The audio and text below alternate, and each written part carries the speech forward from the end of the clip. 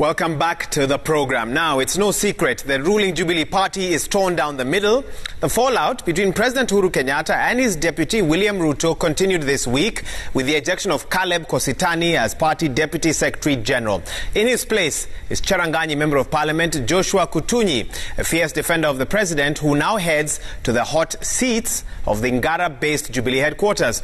Jubilee is not only grappling with factional differences, but also the emergence of the UDA party that is now being openly flaunted as the home of those allied to Deputy President William Ruto. So where should Joshua Kutuny start? That's the question I'll be asking him because he's my guest on Newsnight. Honorable Kutuny, thank you so much again for staying with us. Now, off the back of the little interview I had with you earlier on, a viewer sent in a question that I want to begin by posing to you. Bramwell Wabwire wants to know this. How does Kutuny define loyalty to the party?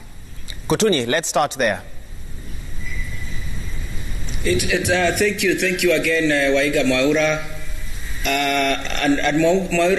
It's very clear the loyalty about the party. The party has a constitution. The party has a manifesto.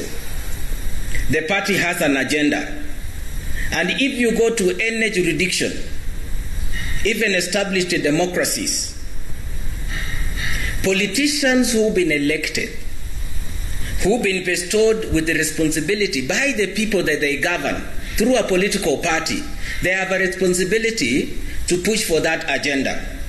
And for this case, when you want me to divide about loyalty, loyalty doesn't mean that you've got to defy the party or perhaps maybe support everything that the party says. If you have any reservations, you don't go outside there and talk and make noise and undermine the leadership or the agenda of the political party openly.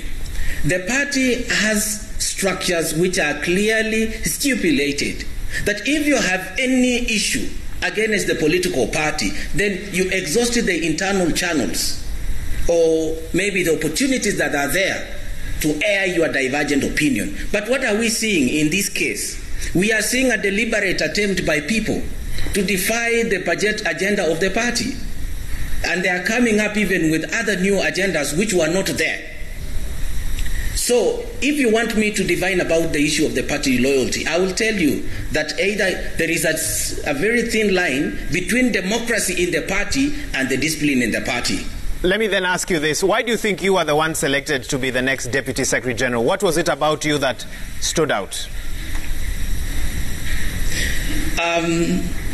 Clearly, I think this is a question that has to go to the party top hierarchy, the people who made the decision to appoint me to this position.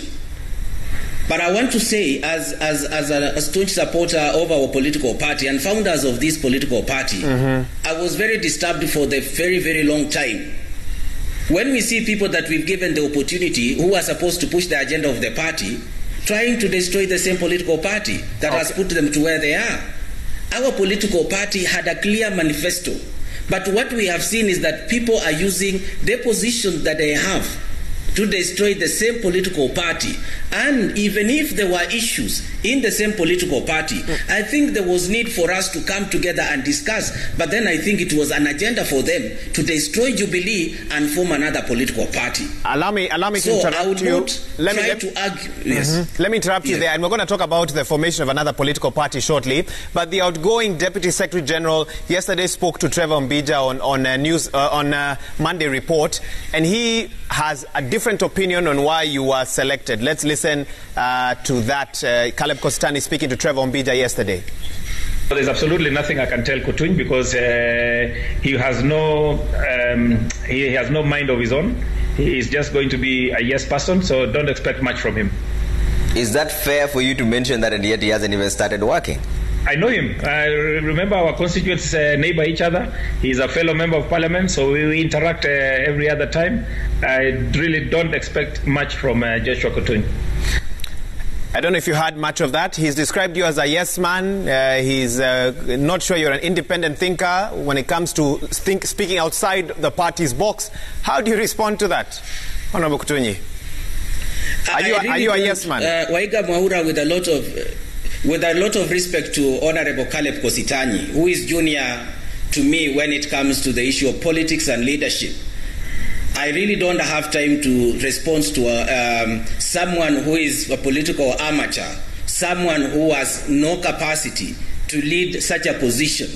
I think for Caleb Kositany, it was a wasted opportunity for the party to have given the likes of Caleb Kositany an opportunity to lead such a very humongous political party that is ruling. Someone who doesn't even understand how the party. I don't understand if Caleb even had ever read the constitution of our political party. I don't understand if Caleb, and I wish to ask him a question, does he know the constitution of our political party? Does he understand the manifesto of the Jubilee? Does he understand how political party operates? I read quite a lot from his talk, and I will say I don't want to engage on that direction where Caleb was trying to push. I think the issue here is I've been given an opportunity to turn around the political party, to reform the political party, to give a new image, to raise the confidence of our supporters. So I think for Caleb, wherever he's heading, I will say, Caleb, all the best. I really don't want to argue with you. I think, yes, we are neighbors here, but I think you are doing badly on everything that you're doing. Nevertheless, you are now the Deputy Secretary General of the party that he's a member of. And there's a question. I'm actually going to put that on the screen. I already asked part of it from Bramzi Wabwire. One, he asked you about the definition of loyalty. You've responded to that. He also asked you, what is your agenda or agendum to keep the Jubilee House in order, which may be the cause of these ousters? You're walking into a troubled house. How are you going to unite it at a time like this, Honorable Kuttuny? First of all, I think like any organization, political parties operate like any family or any organization. I think the first thing, I'm going to identify the challenges that the political Jubilee party has been going through. And one of the challenges that we have is that we don't have caucus among members of parliament. The MCS don't have caucus. Even the leadership, the grassroots leadership, they don't have caucus. Some people deliberately destroy the network between the top brass of leadership and the grassroots leadership. So I think the first thing that we're going to do is to enhance communication. The second thing is that have more of caucuses. 3, have more of outreach programs. So then we bring back all our political party members. I think that should be my first agenda. The next agenda is how do we drive the agenda that is on the table, that is BBI? How does it reach out to people so that people will see that, yes, this is a political party agenda, but then it is not pushed for selfish gain, but for the interest of the public. I think that is the direction that we are going to take. Okay, you've laid that out and it's a lot. I wonder whether you have enough time to do all that, bearing in mind you say you first want to study the challenges. I have a couple of questions here, but we are getting a lot of questions from our viewers. Let me pick 1 or 2 more. But Mwaiga Mwaura, remember also political parties. You can form a political party within 6 months, and you know, the political party must have a clear agenda. If you have a clear agenda and you stick to the clear agenda and you avoid side shows, I think we have enough time to achieve quite a lot. And we want to bring all Kenyans on board. And remember, this is a party that is ruling. So there is a clear manifesto. It is the government of the day. So I don't expect this thing to take a lot of time in terms of rolling out these programs. Because already we've got the structures in place. You've said one of the things you want to do very quickly is identify the key challenges that plague the party. And some would say one of the biggest challenges is that for the party now, unlike back in 2013, the party leader and the deputy party leader no longer see eye to eye on many matters, including the BBI document that you say is going to be part of your agenda. What do you think went wrong, and how will you navigate that fallout? I want to tell our Kenyans and our members of our party that when the president and the deputy president came together, they had a clear agenda, 2013, 2017, and it was executed. But then of course there were issues that came up, issues of the corruption, undermining the government agenda from within. And then when we go now to the second term, the president clearly laid down what he expected as the party leader. And I am so sure that he must have discussed with the deputy president. And the president repeated again and again and said, let us push the Big Four agenda. The politics will come in 2021 or 2022 because there was enough time for that. But what we saw from the deputy president is a directly onslaught on the president agenda. Is working at cross purpose at against the president. Is undermining the government that is the second in command. When the president pushed the issue of the handshake, which I come from a cosmopolitan constituency, and the rest of Kenyans, they say this is a good thing. Let us embrace unity because part of the Jubilee agenda was unity. But what we saw is directly undermination of handshake. So then the president tried to raise it more often. But then what happened? The people around the deputy president, they started pushing the president. They started undermining the president directly. Now, they did not use the party structures. They did not reach out to other people to try to complain and say, how do we handle this thing? So Mwaiga Mwaura, I will say clearly, there was a deliberate attempt by people to walk out of the president and form their own political party or a political outfit that they were going to push for their own agenda and then have the president as a lame duck president. But then I think it came early enough and the president might have realized that. So the issue of the deputy president and the president not reading from the script, I think I would say this other team had a clear agenda on how they're going to approach the 2022 election. It is only that the president became smarter enough and mitigated this thing for his own stability. Let me ask you this, and it's one of the questions that's coming in quite a bit. One, Sami Edambo wants to know, ask Honorable Kuttuny the party's steps on how it will deal with other possible disloyal Jubilee members, including senators and MPs.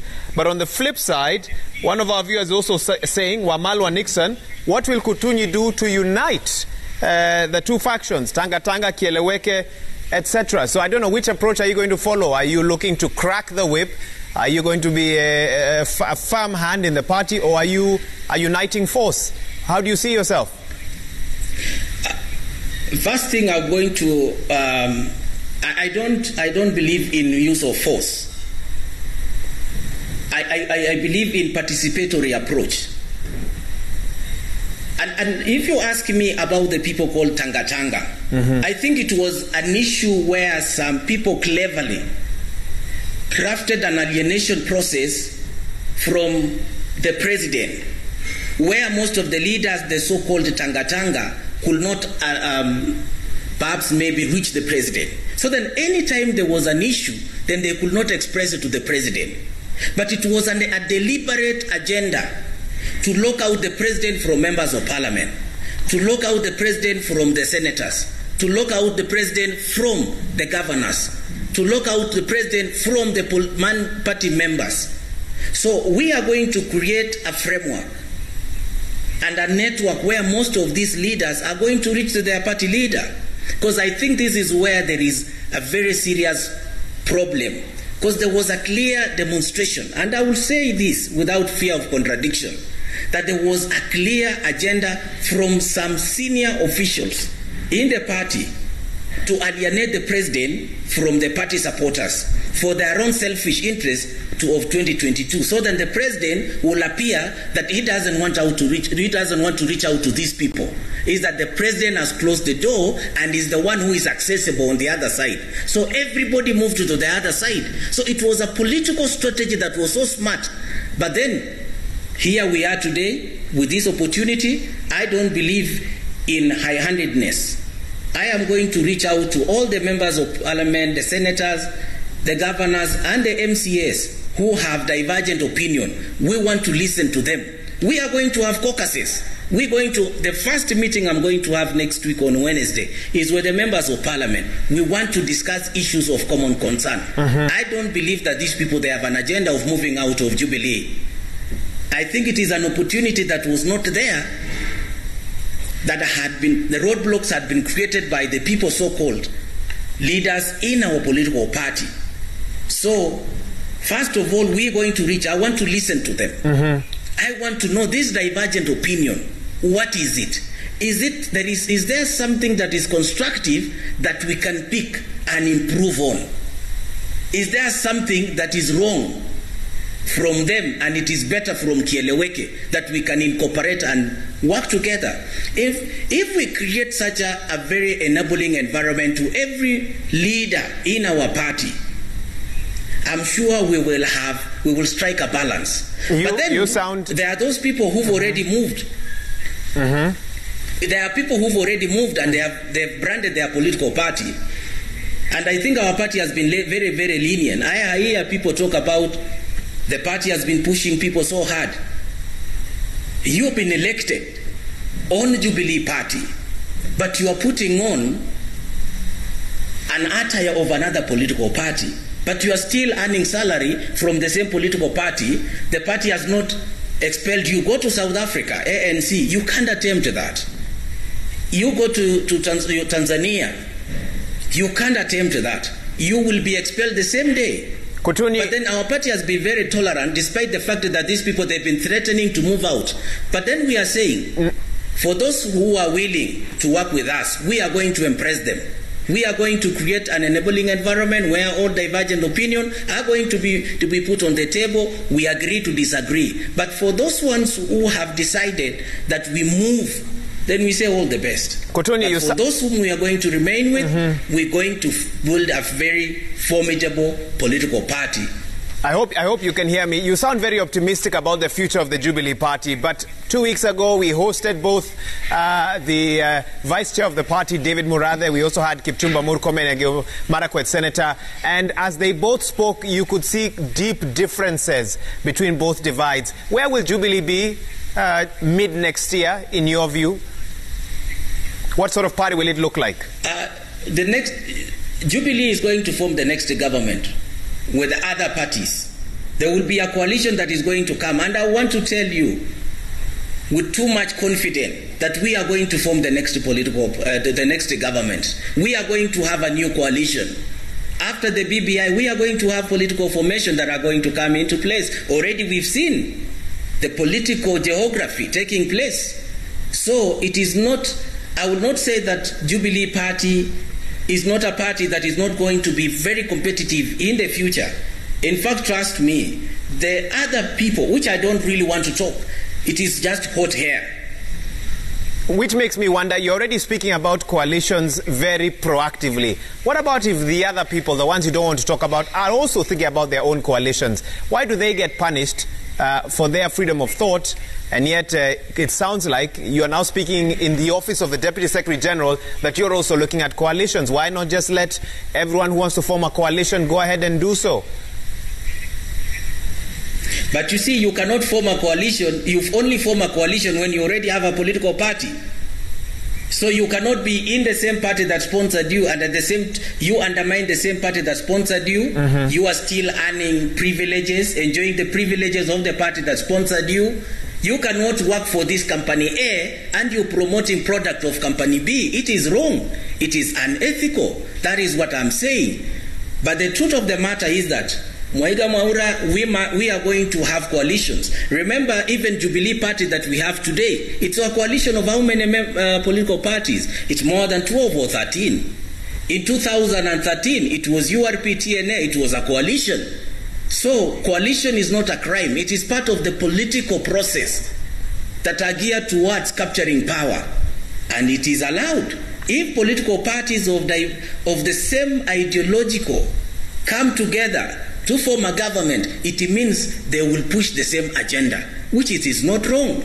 But the only problem here, it is the indiscipline that we are seeing, where you sit in this party and you want try to undermine the same party, and yet you are promoting another party on the other end. I think that is wrong. But the thing is that we are not saying as a party you cannot go ahead and form your own political party. You can leave Jubilee, resign, seek fresh mandate. That would be better. I think that is democracy. And that is mature democracy. Honorable Kuttuny, shortly we'll be reading feedback from viewers and give you a chance to respond because our time is almost up. But over the weekend, you were at a function where you spoke a little bit about the wheelbarrow philosophy. And you made an interesting comment in regards to that. I have a question off the back of that, but let's first listen to what you had to say this past weekend. Na mimi sikusikia wakati tunatengeneza manifesto ya Jubilee kwamba kati ya vitu ambavyo tutapatia watu ni wheelbarrow. Sikusikia ndani ya agenda yetu sisi, ndani ya Jubilee. Na pili, kiongozi yeyote ambaye anajipiga kifua na kusifu umaskini ni kiongozi wa kupotosha. Umko ndani ya serikali kwa miaka 7. Baada ya miaka 7 unakuja unatuambia vijana hawana kazi, wanahitaji wheelbarrow. Sasa kama mimi niko ndani ya bunge hii, mumenipa pesa nimeleta basi 7 kwa milioni 100 peke yake na nakarabati mashule zote. Mbona sijakuja kulalamika? Okay, you said those words, so I'm sure you're familiar with that statement. Some would say that the real issue in Jubilee, yes, according to some Kenyans, is, especially Kenyans who pay taxes that fund Jubilee, is not the party's stability per se, but the fact that the party's manifesto, 7 years in power, 8 actually, or 8 years in power or so, since 2013, still has not been fully achieved. That's the issue. That's how a wheelbarrow philosophy can gain root, because what was promised to Kenyans from 2013 has not been achieved. How do you rate the Jubilee scorecard, Honorable Kuttuny, for Kenyans listening from across the country? First of all, I think my statement is very clear that I made it, and I want to say I want to put it clear to Kenyans that the Jubilee Party, when we formed, we had an agenda. And in 2017, the president clearly outlined the 4 agendas: infrastructure, housing, health, and the rest. And the Jubilee agenda was formed. In fact, I remember during the campaigns, we used to promise people, tutabadilisha kibao ambacho kimeandikwa kwamba hakuna kazi, ikuwe kuna kazi. We promise Kenyans 1 million jobs every year, young people. We promise Kenyans quite a lot. Were those promises delivered? The question is that, let me interrupt you. But then the president, I want to say, the president is really trying. Yes. Hang on. You've mentioned the promises. Were they delivered?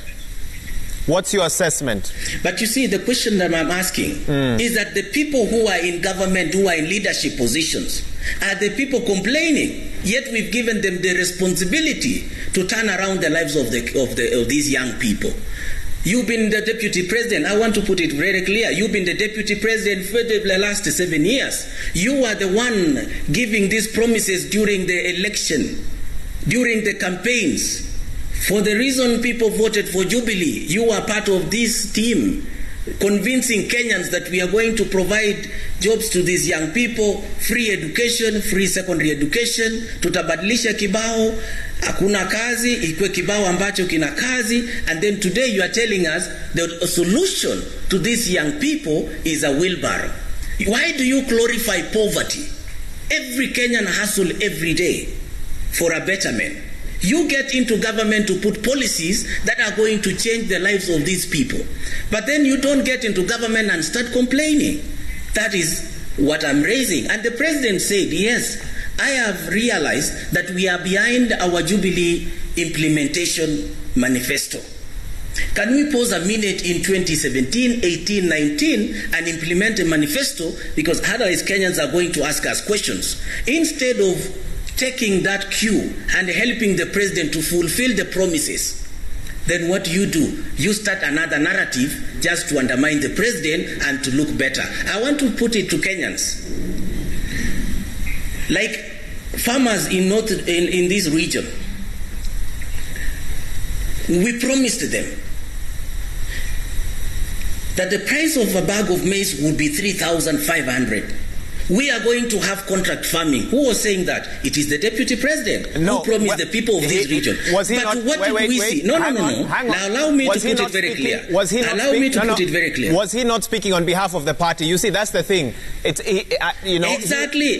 No and I want to say. So the party's That was the party's promise. That's what I'm asking you. That was the party's promise.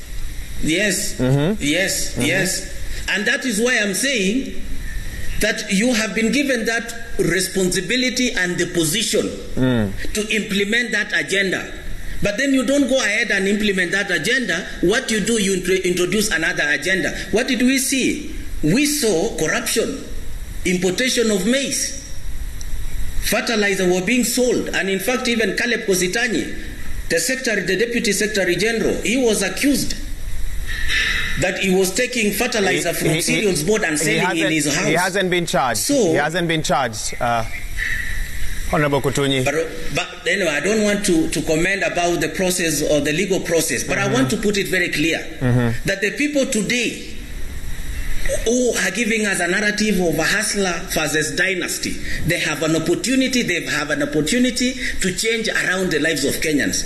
Assuming Kenyans elect leaders of this kind every 5 years, and when they are given opportunity to lead and change the lives of these people, instead of implementing those policies through the government, using the resources available to change around the lives of people, then what you do, you run away from the problem and you pass the blame to another person. On the issues of Kimwarel, where did the money go? People complain, but then you come out and you say only it is 7 billion.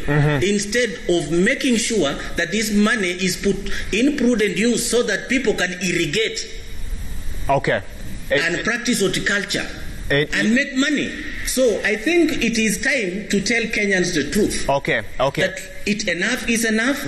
If you've been given an opportunity, and that is why I said as a member of Cherangany, I have been given an opportunity to manage the CDF, and people can see what I can do with the CDF. But if I come back as a member of parliament and complain to the Wanainchi, the common Wanainchi, the women in the village, the young people in the village, complain that I can't deliver this because of that, then it means I am wrong for the job.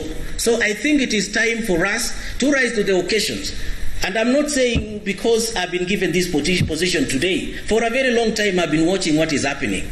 We can't be electing government that comes into office after 5 years, then the same government, the leadership in that government, instead of facing challenges Kenyans they have, then they start now running back to Kenyans saying, give me another opportunity. Let me interrupt you there. I think the best thing is that let us account. I have another minute or so, and I want to get in 2 or 3 last questions from our viewers. They've sent a lot, but we will not be able to handle all of them. Okay, let me take one here. George Kipkoech is asking, ask Joshua Kuttuny, since all politicians have political and personal interests, if given a chance to advise William Ruto, what would you advise? So hold the thought on that.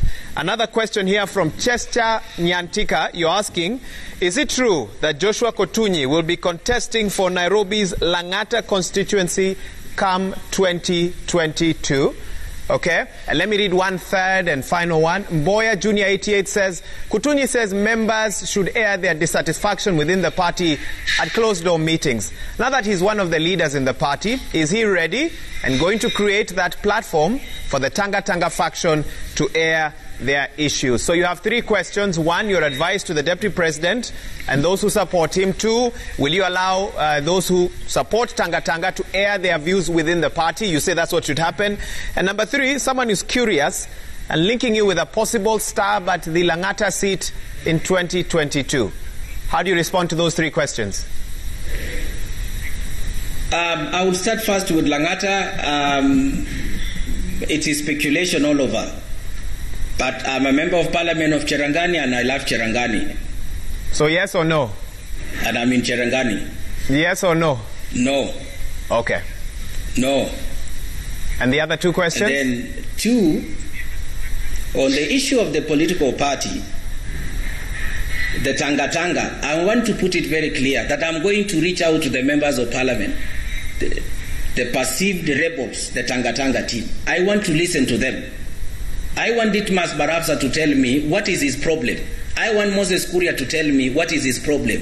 I want everybody to tell me what is his problem. And if it is a problem that we can put on the table and agree and disagree and look for a solution and a way forward, I am willing to engage. And I'm willing to go to any extra mile to make sure that these people, they come to the table and we discuss. I think that is leadership. And on the issue of the deputy president, and I want to put it very clear, the deputy president had a chance to become the president. By 2013, I was on record saying clearly he has every chance to be the president. By 2018-19, the deputy president was the front runner. And I am sure by 2019, even the president was not thinking of having an alternative candidate. I had a meeting with Murathe in 2019. And in 2019, Murathe was supporting the deputy president. Everybody else was supporting the deputy president. And he was saying, this is our candidate. But then, the sustainable attack on president programs, the direct undermining of the president, trying to tell the president, I'm popular in our backyard than you. Trying to have another faction in the Jubilee party. Okay, your advice. You've painted the problem. I think all this, let me put it. All this, put it together, are the challenges that might make it difficult for him to go far. Okay. In the next election. And I want to advise, because I think we've worked with him 2007 up to 2013. When everybody else, including himself, could not step forward and say Uhuru Tosha, I think I stepped forward. When everybody else was very careful on how to engage Kibaki government, I was the first person to approach Kibaki at the airport and say, I want you to work with the deputy president, Nini, with William Ruto then, because I knew what was happening in ODM. Yes. So we've come a long way, and I want to tell my brother that sometimes posing is not time wasting, but it is planning. Okay. So I want to tell him that you need to pause and re-strategize. And then for the BBI, how he even is handling the issues of the BBI. The BBI is good for this country. In Rift Valley, and I want to put it in this way. And I'll take this as your final is getting statement. A constituency.